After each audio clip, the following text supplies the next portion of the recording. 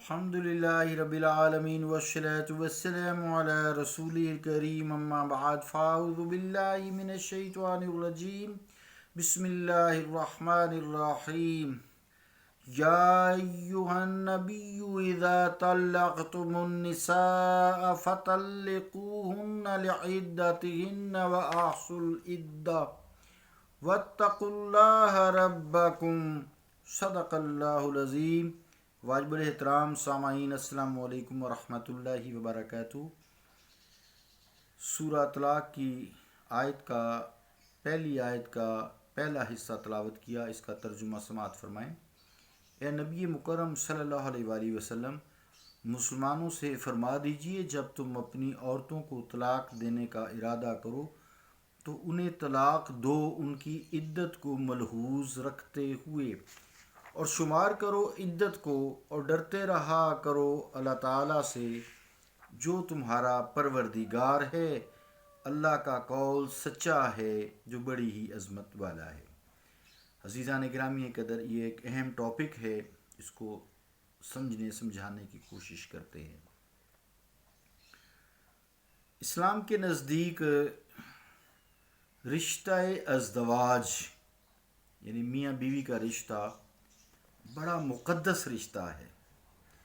صحت مند بنیادوں پر جتنا یہ مضبوط ہوگا، مستحکم ہوگا، خاندان اور معاشرہ دونوں ہی اتنا ہی مسرتوں سے مالا مال ہو جائیں گے اور خوشحالی کی فضا میں خوش نما پائیں گے، نسل بڑی اعلیٰ ہوگی۔ اسلام اس بات میں بڑا حریص ہے، اس رشتہ کا جو تقدس ہے وہ مجروح نہ ہونے پائے۔ اس رشتہ پر صرف میاں بیوی یعنی مرد و زن کی خوشی اور آبادی ہی موقوف نہیں ہے، ان دونوں کی خوشی یا آبادی ہی موقوف نہیں ہے، بلکہ ان کی معصوم اولاد بھی اس میں شامل ہے۔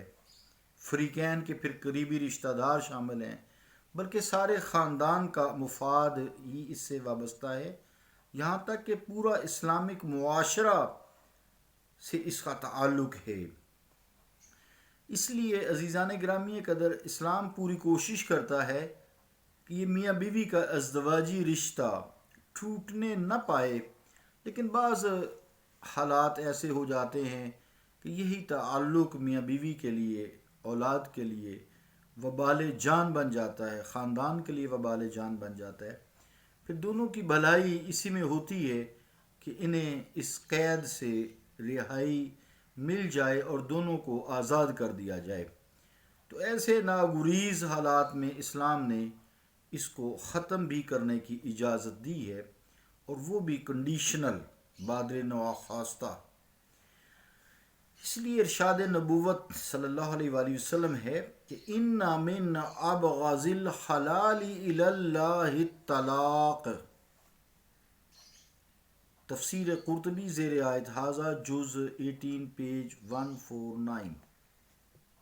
مطلب کیا ہے؟ وہ حلال جو اللہ کے نزدیک سخت ناپسندیدہ ہے وہ طلاق ہے۔ حضرت علی کرم اللہ وجہہ حضور کریم صلی اللہ تعالیٰ علیہ وآلہ وسلم سے روایت کرتے ہیں، کیا روایت ہے؟ تزوجوا ولا تطلقوا ولا تطلقوا فإن الطلاق يهتز منه العرش۔ آپ صلی اللہ علیہ وآلہ وسلم کا فرمان علی شان کیا ہے کہ شادی کیا کرو، تزوجو، شادی کیا کرو، ولا تطلقو، اور طلاق نہ دیا کرو، کیونکہ طلاق سے اللہ تعالیٰ کا عرش لرز جاتا ہے۔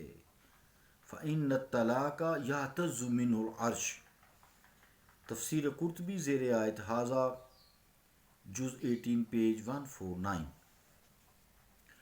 اس لیے عزیزان گرامی قدر، اسلام نے جو طلاق کا قانون پیش کیا ہے، اس میں اس امر کا پوری طرح خیال رکھا گیا ہے کہ طلاق دینے والا جلد بازی میں طلاق نہ دے، جلد بازی میں طلاق نہ دے، کوئی دقیقہ، وقتی رنجش، کوئی عارضی نفرت، کوئی گوشہ نفرت کا اس میں نہ ہو، دقیقہ چھوٹے چھوٹے ذرے کو، دکا کا لفظ قرآن کریم کا ہے، کوئی وقتی رنجش یا عارضی نفرت اس کا باعث نہ ہو، طلاق دینے والا سوچ سمجھ کر اس کے نتائج اور آئندہ مستقبل کو مد نظر رکھتے ہوئے طلاق دے۔ چنانچہ اس آیت میں حکم دیا گیا ہے کہ جب تم اپنی بیوی کو طلاق دو تو اس کی عدت کو ملحوظ خاطر رکھو، لعدتہن، یعنی اس کی عدت کو ملحوظ خاطر رکھو۔ اس کا صاف مطلب یہ ہے کہ طلاق حیض کی حالت میں نہ دی جائے، دوسرے یہ کہ طہر یعنی پاکی کی حالت میں نہ دی جائے جس میں مباشرت ہو چکی ہو، کیونکہ ان دونوں طریقوں سے عدت میں وقت زیادہ لگتا ہے، طوالت ہوتی ہے، اور جو عورت طلاق دی گئی ہے اس کو زیادہ وقت کی تکلیف برداشت کرنا پڑتی ہے۔